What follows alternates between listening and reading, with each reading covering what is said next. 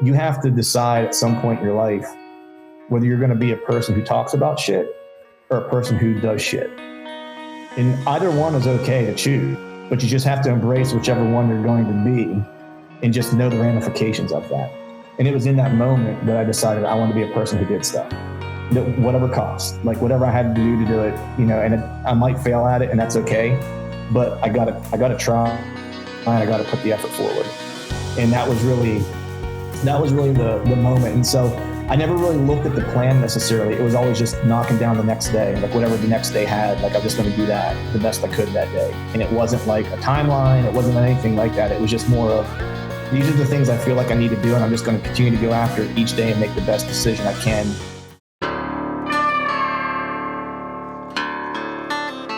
This is the Tom Rowland Podcast. Fascinating stories to amaze, encourage, and inspire you in fishing, fitness, and the outdoors.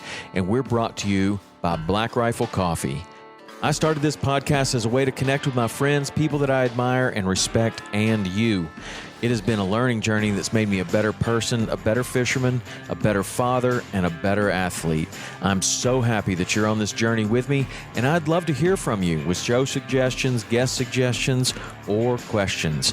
The best way to get a hold of me is through text. You can text 305-930-7346 for the fastest response, but if you prefer to email, you can send that to podcast@saltwaterexperience.com. That's a dedicated email address just for the show. If you like this show, you can show your support by posting about it on social media and tagging me.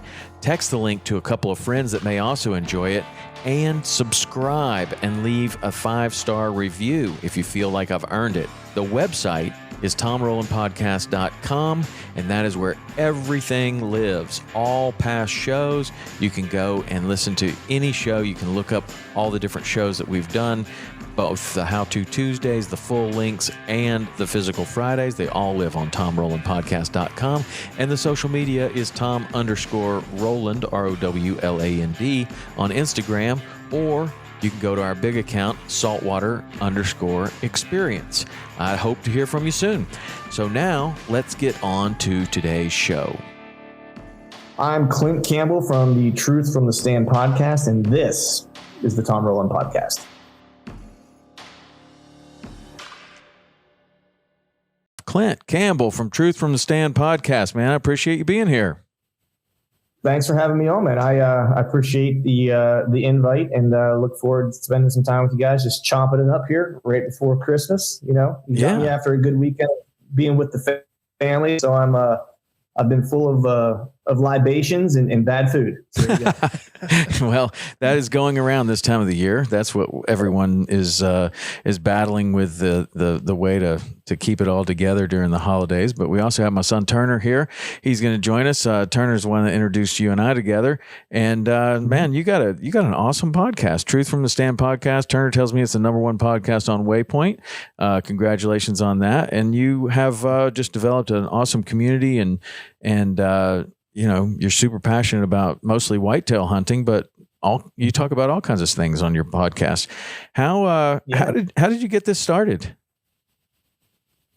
It was really kind of a happy accident, really. I was for years was living in Orlando, and I was a musician. That was probably, I grew up in Pennsylvania, heavy hunting heritage state. So by the time I was 12, I was chomped at the bit to hunt, and had been going out in the woods with my dad since I was probably 5. And so did that all kind of growing up throughout my life. And then, music became the thing that really kind of, bit me, if you will, whenever I was probably 13, 14. And I moved away to Orlando. My wife and I did, or she was my girlfriend at the time. And I was a touring musician, working in recording studios, had a record deal, and was doing that whole kind of life. And then we were ready to kind of move back to Pennsylvania. I left music, and we had our daughter, and we moved back to PA. And at that time, when we were in Orlando, I went on one hunting trip over the course of the 10 years that we lived there. And I went to Alaska with my dad, just because there wasn't time between touring and being in the studio and stuff like that. You just, that's like most things. Like if you're dedicated to it and you want to be successful at it, you have to kind of go all in. It doesn't leave a lot of time for, much else. Hence why I didn't get married very early, like during that period, because there just wasn't a lot of time at home. But when we moved back to PA, we own a bunch of family property and stuff like that. And so I went right back to just hunting like I usually, did growing up and stuff like that. And a buddy of my father-in-law's actually introduced me to bow hunting because I never really bow hunted growing up. My dad bow hunted some with a stick bow. But that was typically whenever it would be windy or rainy, he would take it. He liked to spot and stalk, otherwise he hunted a lot of small game that we'd rifle hunt and stuff. And, I got bit with the archery bug real bad and just really kind of fell in love with it. And like most things, the way I am, I'm an all or nothing kind of guy. It's like, it's 100 miles per hour or I'm at like a dead stop. That's kind of like how I kind of roll. I know something about that. Yeah. And so at that time, most of the guys that I knew who were hunters were very much like my dad, my uncle, my grandfather growing up, which was a great kind of introduction as a kid, but they weren't strategic about it necessarily. And to me, what I do for a day job is I'm a strategist, like a marketing strategist. So trying to solve problems is what I kind of typically do day to day. And I kind of saw whitetails as like another strategy problem to solve. And so, I started reading books by people and started reading, any article or anything I could find by Dan Enfelt and the Hunting Beast and stuff like that. And just, it was like a whole world was opened up to me.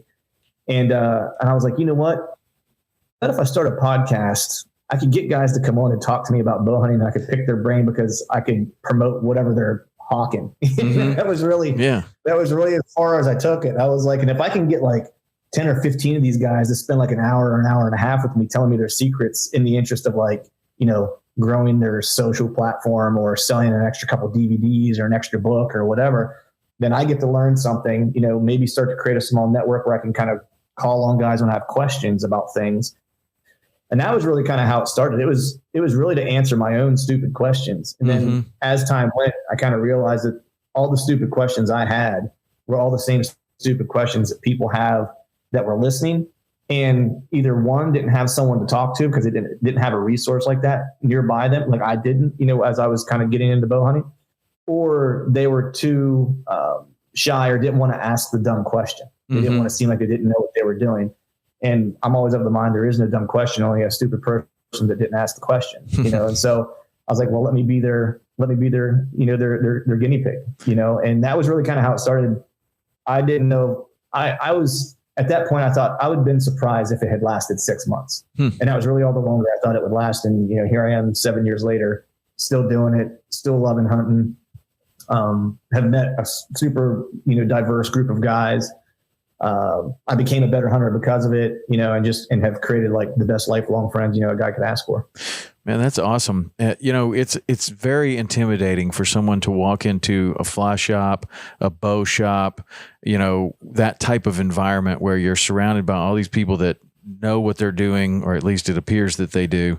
And to ask these questions of just starting out. And I just had this, Turner has kind of introduced me to archery in the last couple of years. He's out in Bozeman and he's got great bow shops out there. And man, I have a lot of, what seem to be stupid questions, right? But you walk into that shop, and even though I've already taken this journey with fishing, and it's just a weird kind of thing to step back into a place and you're like, I don't even know, like you're just reeling off all of these things. I don't even know what that second thing that you said was. Like, what was that? What are you talking about? What is a, whatever it is.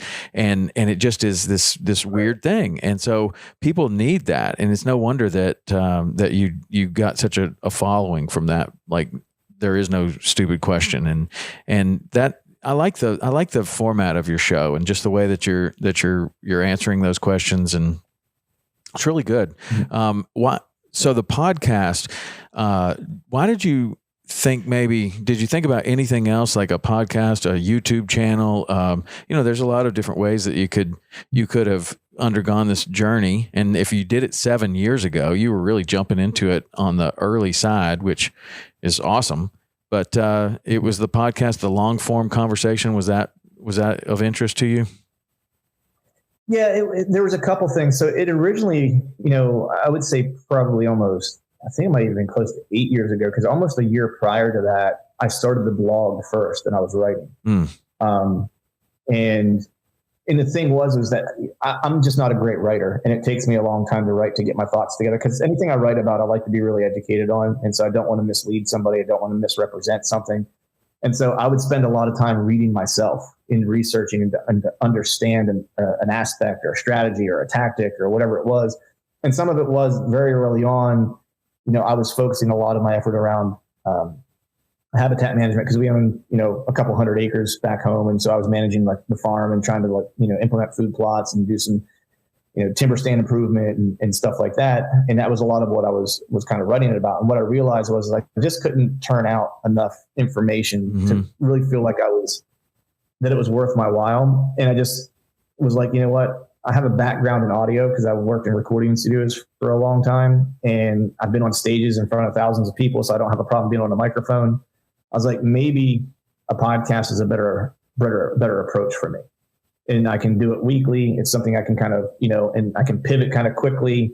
And it'll allow me to have that kind of one-on-one communication aspect. Because I never wanted to speak at the audience. I wanted to speak to a person, and that the audience is kind of coming through me to a degree, right? Yeah. As weird as that might sound. I just wanted to be a conduit for those people. And that's, as the show went, that's why it kind of pivoted, because I don't live close to our family properties and stuff like that. They're all several hours away from me. And so I just kind of started focusing on all public land. And this was before public land became the super cool thing to do. I was doing that because that's what's around me.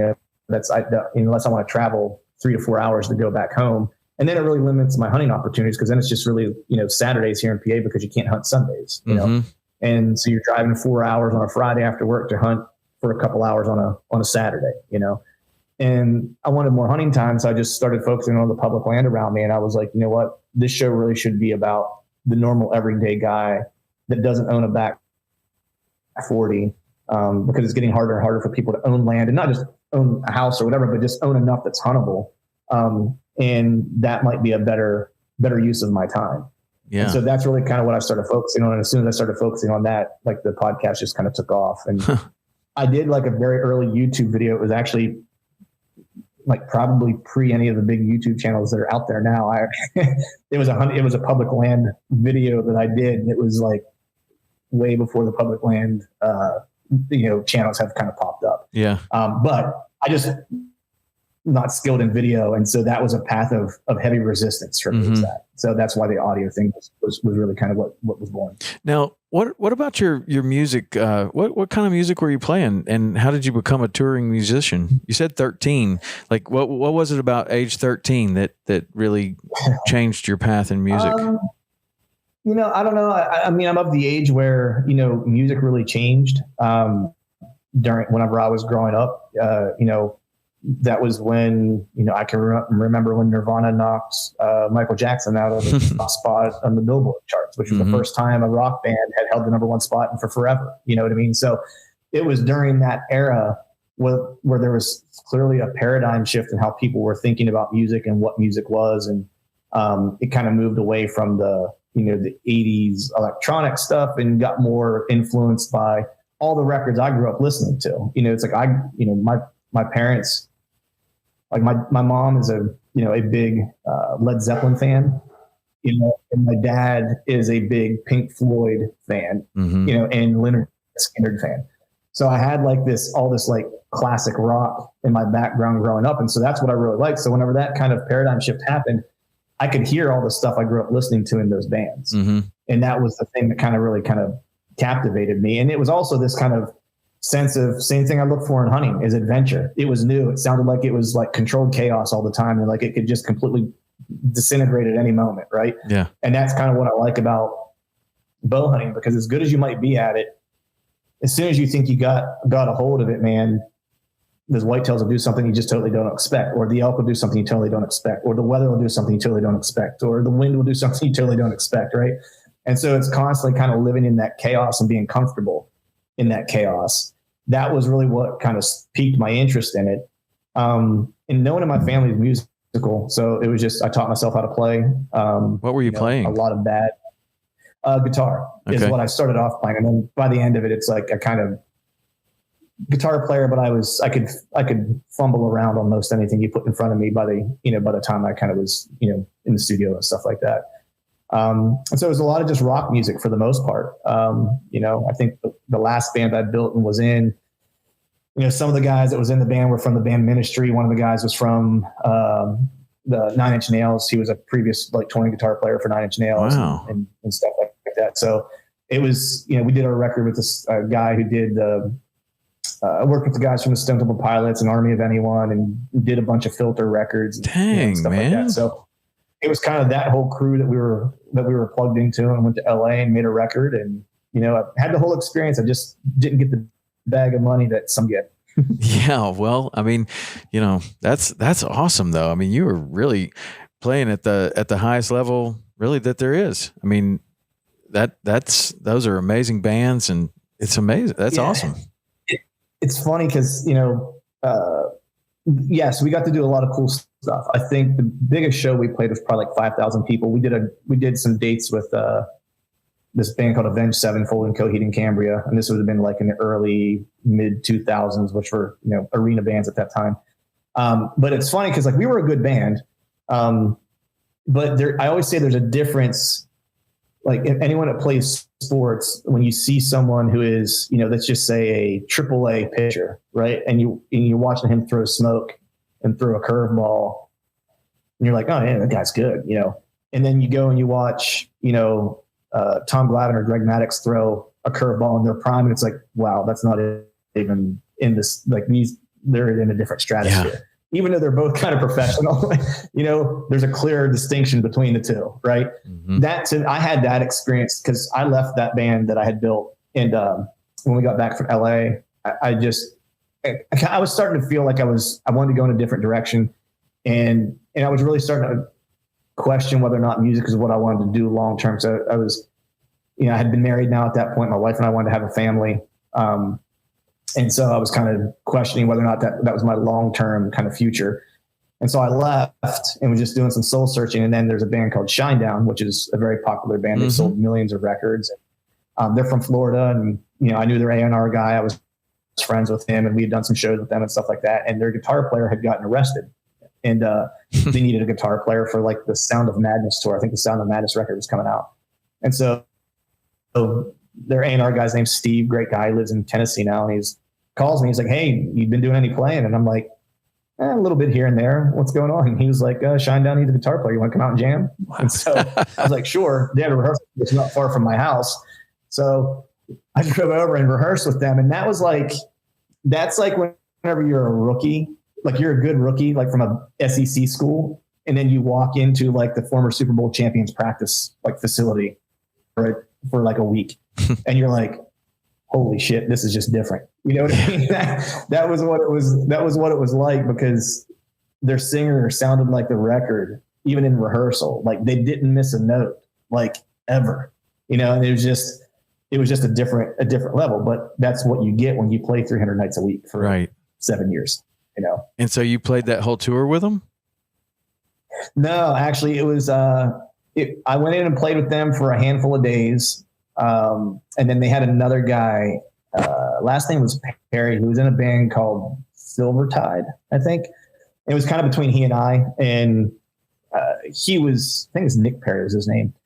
He was the next hot shot young gun guitar slinger. He was on the cover of Guitar World and stuff like that. It was between he and I for who they were going to kind of take on the road, and they ended up choosing him. Mm-hmm. He ended up quitting the band in 6 months or whatever, which was a bad choice on their part. But great guitar player. I had a blast playing with those dudes, for a couple of days.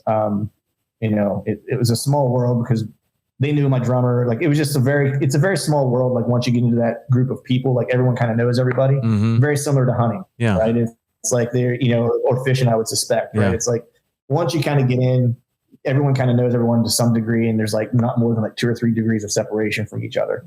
But it was a good time. I had a blast. I got a lot of great stories. Most we probably have to share at a bar over drinks. Yeah. What was it like making the decision that you were going to leave that life of music? It was probably one of the hardest things I ever had to decide, to be honest. I'd be lying if I said any different. Because, the 13-year-old kid in me, had done everything he ever wanted to do except make all the money. Like I remember when I was in high school, I was a good student when I wanted to be, but wasn't super motivated or disciplined, might be the better way to say it. And I had a great teacher that taught our trigonometry class, and she pulled me aside the one day, Mrs. Dodson, never forget her. She passed away since, but she was like, sat me down and was like, look, you're smarter than you let on. What do you want to do with your life? She was like, write it on a piece of paper and bring it to me tomorrow. And so I wrote a piece of paper that I wanted to be in a band. I wanted to make a record. I wanted to have a record deal, and I wanted to work at a recording studio and produce records. And that was when I was 16 years old. And I kept that piece of paper until I was in my late 20s. And by the time I was 21, I did all those things. Wow. And so whenever I sat back and I realized that, I was like, I've accomplished everything that 16-year-old kid set out to accomplish. That was when he was pure, and his goal was not to make $1 million, $2 million, $10 million, whatever it was. And if I'm hanging on to just try to suck the life out of something that has given me so much, then I shouldn't be here anymore. And that 16-year-old kid would punch me in the face if the reason I was going to stick around is because I didn't want to miss out on making a couple bucks. And so that was really when I decided that I was like, I need to move on. There's other things I want to do. And this can just be a really cool chapter in the story of the life that I have. Yeah, that is, that's a great story, man. You were able to write those things down and accomplish them in a very short order. That's when you looked at that piece of paper and you just kind of realize, oh, wow, I did all of these things and more. Like that's a crazy feeling. Mm-hmm. I've had that feeling myself when you look back at a journal or something like that, and you set, like I want to do this, and this, and you look back there and you hadn't picked this thing up in a long time, and you look at it and you're like, whoa, mm-hmm. I did exactly that and exactly that and exactly that. It's like the power of writing things down it's just incredible. When you had that experience of like you manifested that, like you made all of that stuff happen. That what was that like and you're a young man, right? Like when you realized that. Yeah, I think, I remember distinctly, a moment whenever I don't remember how old I was, but it was prior to, being able to accomplish those things, that we were living in Orlando, and I was trying to put this band stuff together and all that stuff. And, I was, as I was talking to people, I was kind of expressing what it is I wanted to do, like what the vision was, like these things that I wanted to accomplish. And I realized I wasn't getting any closer to it. And, I remember having one of those things when you speak out loud to yourself, right? It's either can be very powerful or very weird, right? Yeah. And I remember just sitting, at the house, my wife and I she was my girlfriend at the time that we were renting in Orlando. And I said to myself, and I've had this conversation with my daughter before, where, you have to decide at some point in your life whether you're going to be a person who talks about shit or a person who does shit. And either one is okay to choose, but you just have to embrace whichever one you're going to be and just know the ramifications of that. And it was in that moment that I decided I wanted to be a person who did stuff, whatever cost, like whatever I had to do it, and I might fail at it, and that's okay, but I gotta try, and I gotta put the effort forward. And that was really the moment. And so I never really looked at the plan necessarily. It was always just knocking down the next day, like whatever the next day had, like I was just going to do that the best I could that day. And it wasn't like a timeline. It wasn't anything like that. It was just more of, these are the things I feel like I need to do. And I'm just going to continue to go after it each day and make the best decision I can each day on top of the next day, on top of the next day, on top of the next day. And whenever 2 years go by and I look back, it's like, I'll be able to see all the things that I've done, and that was really kind of how I went after it. And I think, when I look back on it in hindsight, what I realize now as an older man, a dad, a husband, is that it was the evolution I desired, not the goal.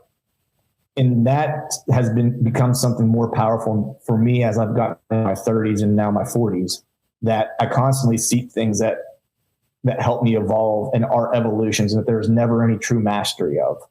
And those are the things that I'm always seeking, which is the thing that I didn't know at the time, but that's the thing that I fell in love with about bow hunting. Yeah. Is that there is no such thing as mastery. Right. It's always just an evolution to the next season, to the next piece of knowledge, to the next whatever that you get, because there's so many variables. You can never be an expert at it. You can never be perfect at it. You can never master it, Well, isn't that very similar to music? Like, I'm not a musician, but I respect it very much that, you watch someone play a musical instrument and they do it masterfully and it looks so effortless. And I know that there was this process of getting to that level, and it was practice and failure and practice and failure and practice and failure, and slowly an incremental getting better, and then starting to put things together and being able to do, longer pieces, flawlessly.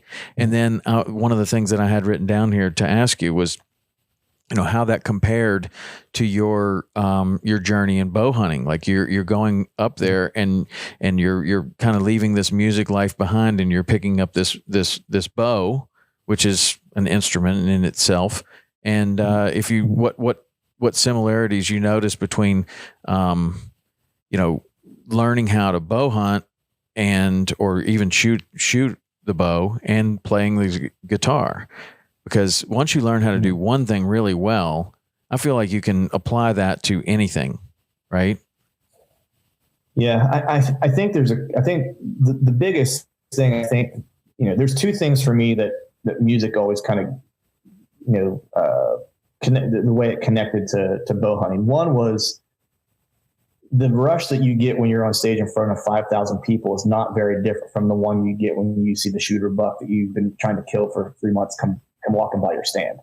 Those are almost identical feelings, and so that chase of like the euphoria of being on stage in front of a bunch of people singing your song or whatever, like I was able to get that again, but there's obviously not a lot of mechanical similarities, but the part that is similar is just what you kind of mentioned, was that process. And so that was helpful for me as I got into bow hunting as a new bow hunter, not a new hunter, but a new bow hunter, was that, I have to be willing to, we always called it in the band, you have to suck before you rock. You got to write all the bad songs and that you're never going to use before the good ones are going to come out. You know what I mean? Like, you got to do that. And bow hunting is the same way, where it's like, you got to go make all the mistakes. You can read about them in books all you want. You can listen to people like me wax poetic on a podcast about how to do these things. You can watch anyone on a DVD, show you where a buck wants to bed on a point on a leeward facing side of a ridge or whatever, or where the thermal tunnel exists on the leeward side of a ridge. But until you go out and you experience those things for yourself and see them and actually observe them, you're never going to get them, and so you have to be willing to just kind of go out and fumble through it. And then it sticks with you when it works or it doesn't work, right? And you typically don't make that same mistake, again. But it should be the thing that fuels you as you kind of go. And that was the thing for me in the band. It was always, as soon as you're done with a song, it's never mastery. It's always just whatever it happened to be in that moment in time that was captured when it's recorded, right? You maybe are able to do it better later or not, or whatever the case is, but you're just capturing a moment in time. And to me, bow hunting is the same way, where each one is different and you're just trying to capture that moment, and be in that moment. And that's it. Take it for what it is. It means nothing in the future, and it really means nothing in hindsight either.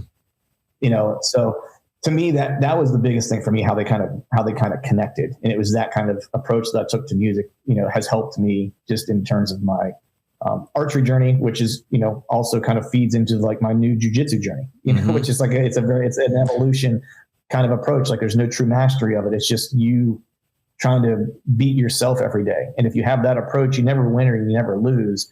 You're just constantly trying to evolve and be better than when you were the day before.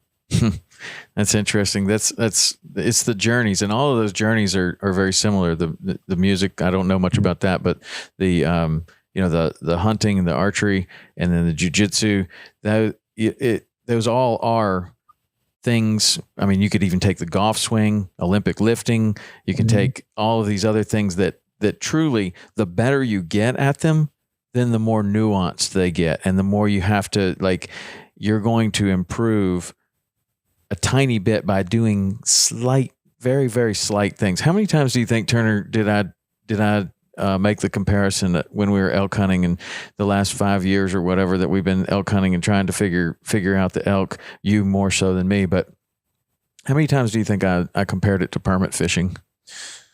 Many. I think it's interesting in all these things, permit fishing, bow hunting, music. I heard a quote the other day that really stuck with me and made me think that the man that likes to walk will walk further than the man that loves the destination. And I can see that in everything that we're talking about here, including jiu-jitsu. Because once you finish one journey, once you kill a bull, or once you scored 330 on a 3D shoot, then comes another journey and another journey and another journey towards mastery, and you'll never quite get there. So you have to love the journey. And that's something that I've kind of heard in you, Clint, that you are a man who loves the journey and not quite so the destination, because it seems like you're never satisfied when you get there. There's always something more that you want. Yeah. I mean, you really, for the hunting part of it, it's funny that quote that you just mentioned, it's so perfect because, we'll have, people ask like, hey, how do I get better at hunting, or how do I do this, or whatever the case is. And the answer is usually always the same, like from a grand scale. I mean, if you look at things specific, there's obviously like little things you can do to get better. Right. But I always say you should love scouting and like hunting. Mm-hmm. Because that's how you get really good at hunting. Is like you need to love the grind work of the off season. You need to love putting out trail cameras. You need to love just spending as much time in the woods as you possibly can, and then like hunting, because you're not going to get to do it nearly as much. You can scout like 9 months out of the year, right? You can hunt actually 12 months out of the year, because you can scout during hunting season, and you should, but you can really only carry a bow, a couple months out of the year. So the amount of time you have to do the part that is probably the most important is the part you should fall in love with. Mm-hmm. And if you don't love that part of it, you're going to have limited, and if that's okay if you don't, but just recognize that like you're going to have limited results because of it. You might not hit the goals you have for yourself or whatever. And it's the same that I'm finding, in jiu-jitsu. It's like, you don't get consumed with belts, or whatever. Like I got my first recent promotion, which was like super cool. And I thought whenever I got my promotion, my stripe promotions, that, I wrestled growing up and stuff like that. I thought I'd feel like some sense of like, accomplishment. Like, okay, this is something that if I put the time in and I'm consistent, maybe I can get good at it. You know what I mean? Like that was kind of like what I thought. I was anticipating feeling that, right? Or pride that like, okay, I tried something brand new that was out of my wheelhouse, and I'm not the youngest guy in the gym, and I'm rolling with guys that are sometimes 20 years younger than me, but that wasn't the case. It's actually, I felt grateful more than anything. I felt grateful that, I had all these partners at the gym that are willing to show me, tricks and tips along the way, that barely knew me when I started. Right. I felt grateful that I have a body that will allow me to do those, that will allow me to do hard things, that, I still have a body that can, withstand the beating that you take in something like jiu-jitsu.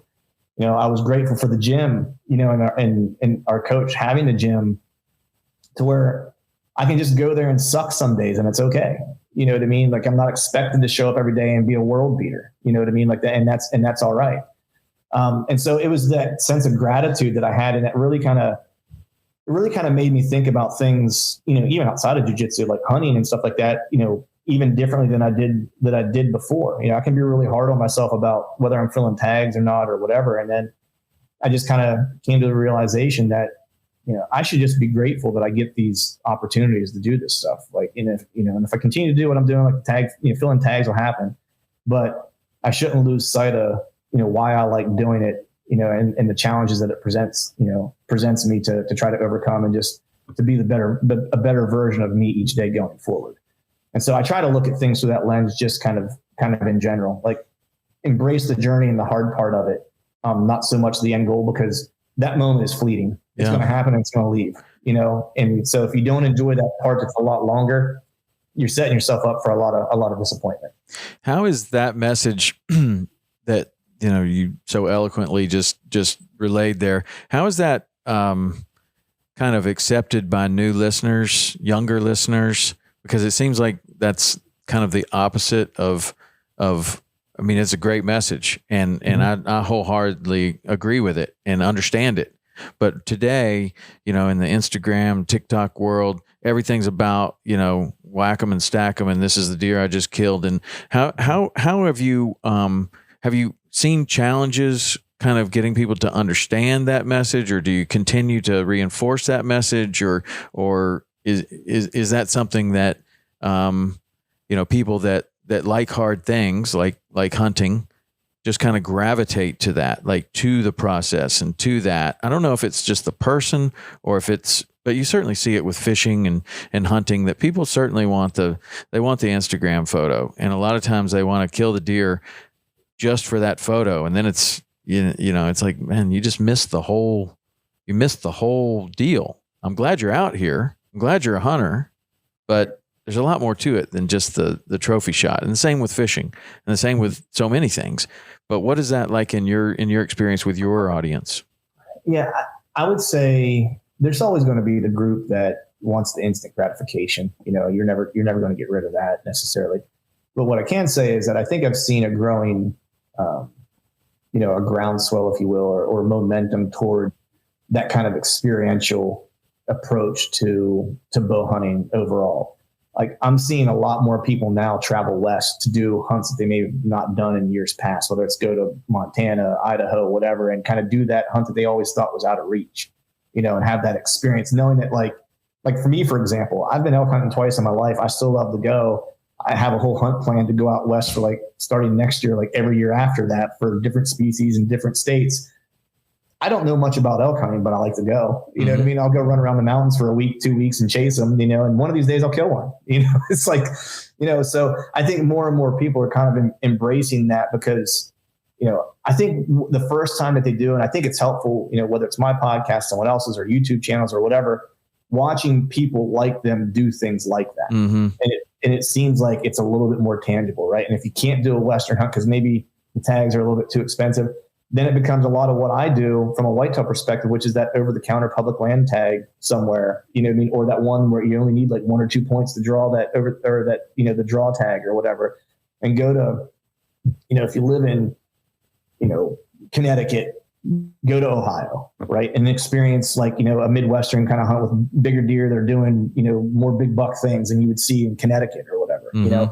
And so I think more people are kind of gravitating toward that, and knowing that they may not fill a tag, So I think it's talked about a lot more. I think that people are way more accepting of it. And at least the people that listen to my podcast, I think, are all often, very like-minded in the fact that they know that the pursuit is the part that you better love, because that's the kind of part that we always kind of focus on, right? It's very when we talk about hunting, the very small part of the show is actually about the hunt, itself. It's about what is all the stuff you did to get there. And those are the things that I kind of focus on, because personally, I find those to be the most interesting, drawing back the string and letting one rip. Yes, that's the kind of seminal moment of it, right? But it's actually not the most important moment of it. It's the thing that happens last. You don't even get there if the other stuff didn't happen, mm-hmm. And so I think that the people that listen to my podcast, at least, and not just mine, but others that are similar to it, have a very similar feeling. And I think as a space, we're making a more conscious effort to shine the light on that more so than the actual kill itself. Yeah. So I think there's a conscious effort of it, but like I said at the beginning, you're never going to get rid of the whack 'em and stack 'em crowd. And, maybe parts of me hopes that you don't, what I mean? I think there's might be a place for everybody too. Well, I mean, there's all these different journey. Everybody's on a different journey, and everybody's starts this journey in a different place. And there are plenty of people that start the journey for the whack 'em and stack 'em, and then they develop this appreciation, that we're talking about, because that was their entry point. And then they kind of go reverse. And then there's other people that, it's all about, the process and the big deers at the, that's the result of all this hard work, or, the black belt or the win in the jiu-jitsu tournament is the result of all the hard work, or the state championship in wrestling is the result of all this hard work. But, there's lots of people that wanted to start wrestling because they looked at the picture on the wall and they thought, man, that would be awesome to be one of those state champions. I want to be one of those guys one day. And that's how they ended up getting in the room and started their process. So I think everybody starts this journey in a different place, right? Like, and, you know, hopefully as a space like you're talking about, we can, you know, help to guide that a little bit, whether it's fishing or hunting or anything, to at least being respectful of the whole process. And even if you dislike the whole process, you have to still be able to, I mean, there are lots of people that dislike training, right? That's their least favorite part. They love to compete. Like there's probably guys out there on the field on an NFL Sunday that they've never liked practice. They don't like practice. They love competing in that game. That's what drives them.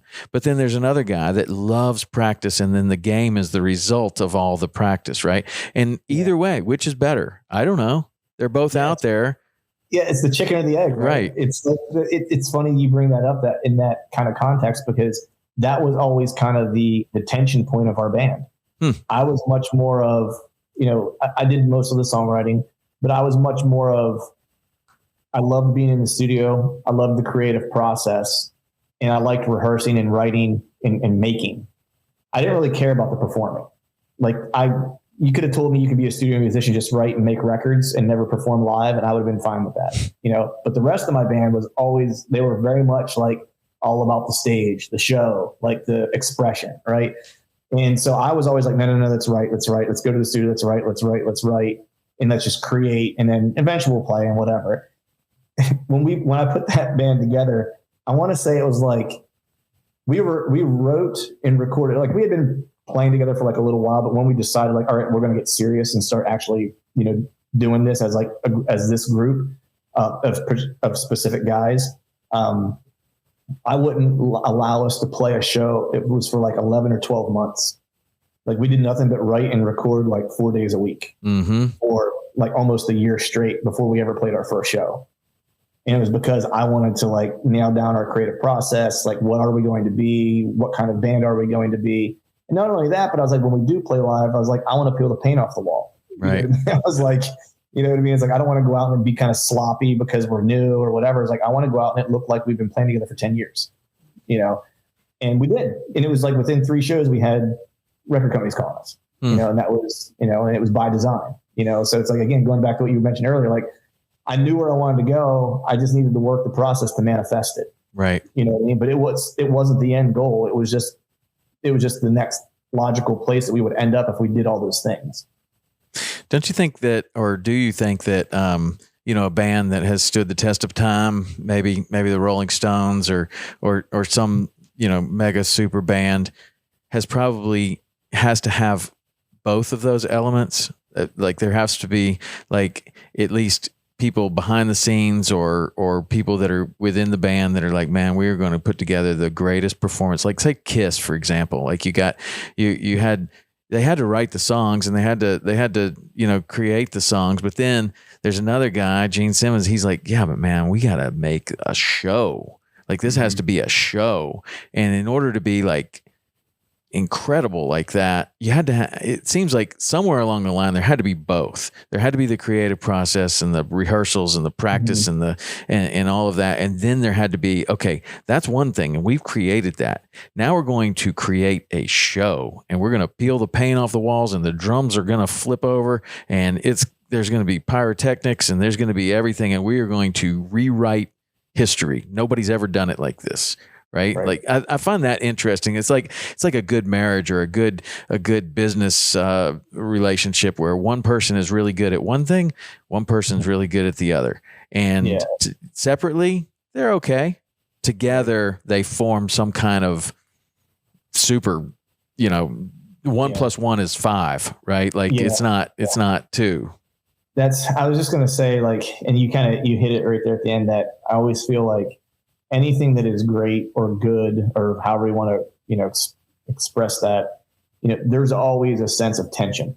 You know, you should never not have a situation where there's not a tension that's constantly pushing and pulling each other, because it's the thing that keeps you in the center, right? It's like you need you need, if you're pulling this way, you're just going to move this way, right? If you have something on the opposite side pulling at the same force the opposite way, well, then now you stay centered, right? And that centeredness is what kind of that's kind of like the gestalt of whatever it is that you're trying to create, right? Like that's where the essence lives, and you always need to come back to that well to try to figure, for it to continue to kind of evolve or whatever. But that thing always stays as your constant. You're always evolving from that. So there's like for a band, then there's always like this particular thing that is uniquely you, no matter what you do. If you think about all those bands like the Beatles, for example, right? They made so many varieties of music when you think about all the records that they made. Like, so they were all so different often, especially as they got later in their career, they became so different from one another, like the records. But when you listen to each one of them, there is like in each record, there is that one thing that is quintessentially the Beatles. Yeah. Or if you listen to Zeppelin, it's the same way with Zeppelin, right? Or if you listen to, I was a big Stone Temple Pilots fan, and they were very Beatles-esque to me, where they wrote, their records were all very different from one another. But like you could listen to any one of those records and you could tell it was Stone Temple Pilots. They had this thing about them that was always them, And I think anything great, whether it's a band, whether it's a business or whatever, like you have to always never lose what it is you are at your essence, but how you kind of express that in different ways to either create different products or different content or whatever it becomes. I think the hard part whenever you're a bow hunter or you're doing jiu-jitsu or whatever that's very singular is that you have to have like the wherewithal to recognize that you have to be that for yourself. If you stray too far in one direction, it could lead to a season of like just misery or whatever, right? Or maybe you've got a good hunting buddy that you go and you hunt with and do hunting trips. Like that's one thing I do. I have a great hunting partner. He and I travel together pretty much exclusively on all of our trips. And we're very much like the yin and yang of each other. But like when one is up, the other one might be down, and you never let that person get too far down. And you always, that way the trip kind of always stays at a very kind of even keel, methodically thinking through what we need to do the next day. You have a moment for this person to be mad that this person had an okay day, so we're going to talk about my day, and it's going to give you hope that tomorrow you might have that day, Yeah. And it's kind of like the back and forth. And, with jiu-jitsu, it's more the community of people in the gym. It's like you go in, you have bad days. It's like, I'm still new at this, and I roll with a lot of guys that are way better than me that take time to teach me. But at the end of the day, there's one guy in particular that I roll with. His name's Zach, and former college wrestler. So he's a hammer. And, I get beat up by him once a day. Like that's how I end with him every session. I live roll with him at the very end. That's how I end my day. Because even if I had a good day, I get humbled before I leave. And then every day we stop and he'll be like, dude, he's like, you're doing really good. He's like, this worked for you today. This worked for you today. Your reaction here was good. Only I knew what you were going to do because he used to wrestle. I wrestled. So he's like, a lot of the stuff way you move feels familiar to him, But he makes sure to tell me like, these are the things you did really well today. You know what I mean? Like don't focus on the stuff you didn't do well. Like you're getting there, so just keep showing up, keep doing what you're doing. And that's what you need. You know what I mean? Like you need that opposite, I'm there to kind of critique myself and say, these are the areas of deficiency that I need to get better, right? Your kind of support group or your counterparts should be there to tell you, hey, yeah, you need to get better at those areas, but let me tell you the things you did do well today. Right. And those are places of strength and places to build from, And so, I think in anything that's successful, you have to have that. Yeah. And so many of us are out there hunting, fishing by ourselves, and you don't have that. Like that's a real challenge. And then, or eventually you determine, man, I gotta have a buddy, but who and where do you find that person? Because there's somebody else just like you out there that's frustrated and they're not having the luck, and they open Instagram and everybody's killing big elk or big deer or whatever. And you look at it and you just feel so dejected. A lot of what we're talking about is like mindset and dealing with failure and dealing with frustration. Do you cover that a lot on your show? We do. Yeah.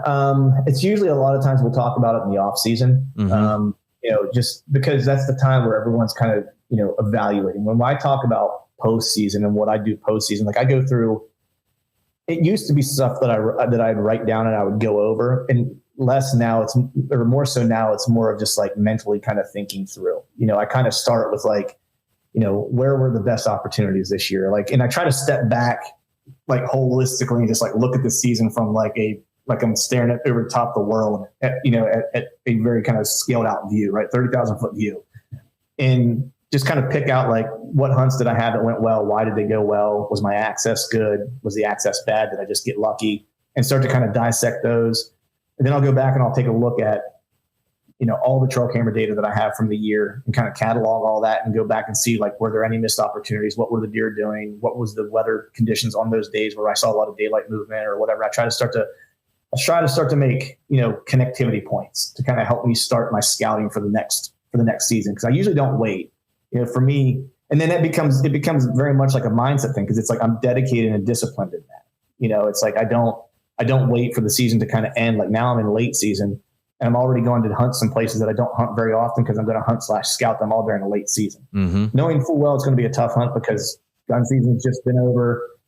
Deer are in their hidey holes now. If I'm not close to where they're bedding, they're laying their head, it's going to be really hard to find that buck. But I know that it'll pay dividends if I go do it now because I'll be able to see some things that I wouldn't otherwise see. A little bit of snow, I can backtrack to where they have some areas that they want to feed and spend time. And so that's all just from, being disciplined and knowing that that's what I should do. It's like, you bring up a good point, man, because I loathe the word motivation. Mm-hmm. Like it's a word that I don't like because to me, motivation implies that you need something outside of yourself to jumpstart you, to get you to go do something. And my opinion always has been is that if you can't find it in yourself to want to do it, either one, it's not important enough to you, or two, you shouldn't be doing it to begin with. And so I don't like to use the word motivation. I like to use the word discipline. Mm-hmm. It's like, I'm disciplined to go do this. I don't need to be motivated because this is something that I have to go do and I'm going to go do because I want to have a better season next year than I had this year. Mm-hmm. I'm disciplined to go to jiu-jitsu 4 nights a week, or 2 classes and 4 open mats a week because I want to get better at jiu-jitsu. I'm disciplined in, being a good father because I want my daughter to have more than I had growing up. You know what I mean? And so it's those things. It's like, I'm not motivated by those things. I'm disciplined because those are my responsibilities for the things that I want to attain. Yeah, it's a big difference between discipline and motivation, but there is some motivation. Motivation can move you. You can watch Rocky and you can be like, man, I'm really going to go to jiu-jitsu. Short spurts, right? Motivation it's in short spurts, but it is helpful, man, I get motivation watching Rocky. We watched it the whole time that we were elk hunting this year. We got all five Rockies, and we'd come back from being all dejected from getting run all over the mountains by the elk, and we'd go back in and watch Rocky, and we're like, yes, we were ready to go back out there again, and we're going to use our discipline, and we're going to do this. And that's it. Like the discipline's the part that gets it's like you a going. shot of espresso, right? Yes. It's not going to last very long. No. But it does, you put the boots back on and you get ready to go, man. And the discipline is, okay, now we're going to go the 7 miles up that mountain that we know we have to. I mean, that's where they are. We have to go there. Right. Yeah. Yeah. But the discipline is the long term. Yeah. You know what I mean? Like the motivation for sure. is the one that's like, I'm pumped. I'm going to go do this. And then the discipline is like, now I'm doing this for 10 weeks straight. Mm-hmm. You know what I mean? Like where the motivation part isn't quite as sexy, as it was before. It's like sugar, right? Or pasta, right? Yeah. Before like a match or whatever. It's like you need that glycogen to get you through certain things, but it's really all the training that you did previously is the discipline part that's going to get you to the finish line. Yeah, exactly. And in my podcast anyway, I find that you kind of I attract a wide audience, but there are a lot of people that are like me, kind of similar age, similar place in their life, similar, family life, whatever.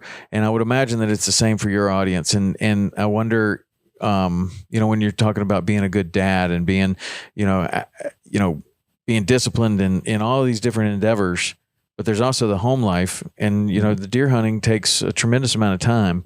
And what's the thought on kind of time allotment? I almost said balance, but there is no balance, right? Like I don't believe in balance either. Like if you want to be really good at something, you're going to have to put an exorbitant amount of time in that for a while, and everything else is going to be out of balance. And then maybe you get really good and you can kind of level out a little bit, but there's going to be something else that calls you. And it's like, okay, well, I've been putting so much time into scouting that I haven't actually shot my bow in months. So now I'm going to have to go shoot my bow so that when this time comes, I'm going to be able to execute what I need, or, but whatever. There's all this up and down kind of thing. But like, what's your message with home life and the time that this deer obsession takes? Right. One, put off getting married. No, I'm just kidding. That's one for Turner. Turner's about to get married. don't have any kids. No, I'm just kidding. No, I think like most anything, whenever when you're responsible to a group, whatever it is, work, family, whatever it is, like communication is key. Like just being clear on what it is what it is you need to do and what amount of time you need to do. And then you negotiate on, when you can do those things. And so I'm lucky. For me, my wife was with me as my girlfriend. I mean, we've been together since we were in 10th grade. So she's seen me like through all the music stuff and whatever. So I'm not a great example because she's like, whatever you do in bow hunting is not going to be nearly as stressful as it was like when you were in the band, like, and you calling me from like the emergency room of the hospital because you got into a bar fight somewhere or something. You know what I mean? Like, she's like, so I'm not getting those phone calls anymore. She's like, so we're all good. But for me, the way I kind of frame it out is like, once the middle of September hits, or this year it was earlier because I went out to Idaho for the opener, so I was gone like very end of August, beginning of September. But typically it's like if I'm going west, I usually like to go kind of mid-ish September. If I'm going to Montana or whatever, it's like that's the time frame I like to get there.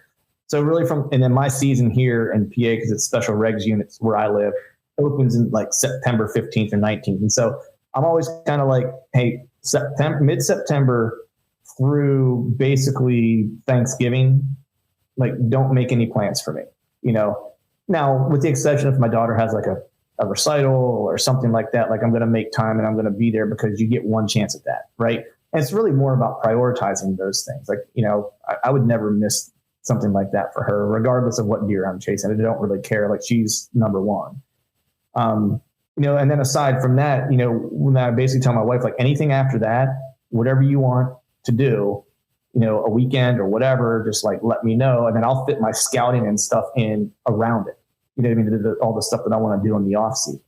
And that's kind of the way we work. And so I have all this time, during the course of the year. And then when we hit, this time of year now, it's like, I know in, January, we always do like a getaway, and that's our weekend. Like we plan it. It's, and just so you just set those things up in advance that we're going to do this together at these times. We're going to do a family vacation at this time. And then I'm going to fit my off season stuff in and around our family schedule. Mm-hmm. But just when a hunting season hits, I need to be able to be free. Doesn't mean I'm going to be gone all the time.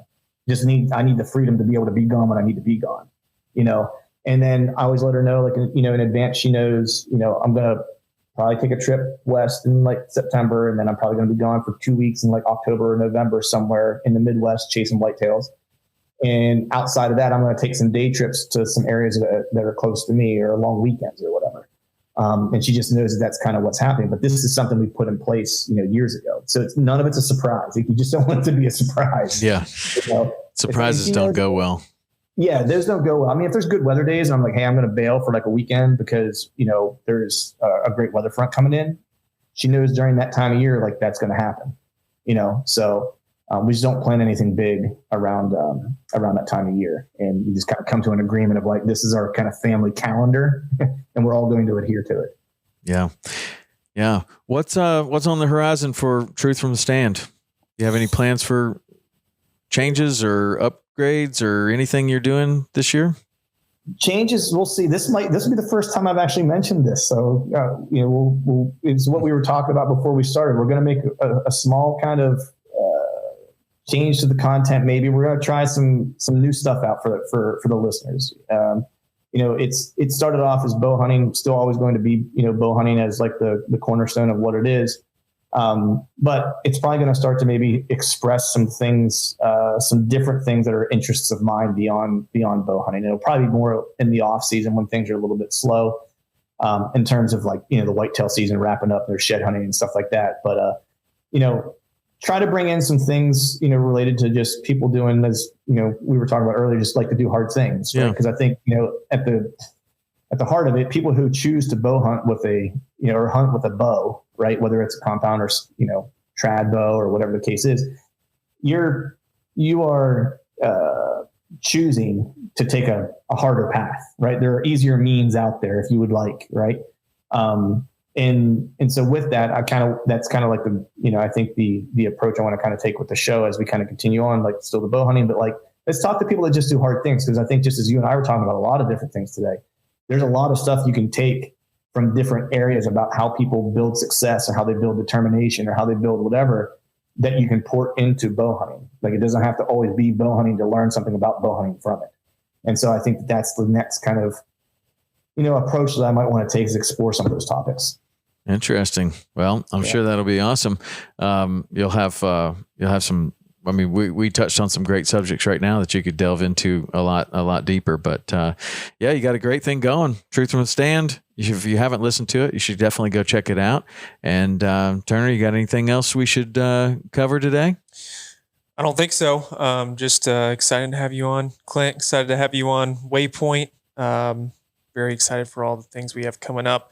And you're included in a lot of those. So check out the Waypoint Network, Waypoint Podcast Network, on waypointtv.com/podcast, where you can find Clint's podcast and over 100 other outdoor podcasts that you will love.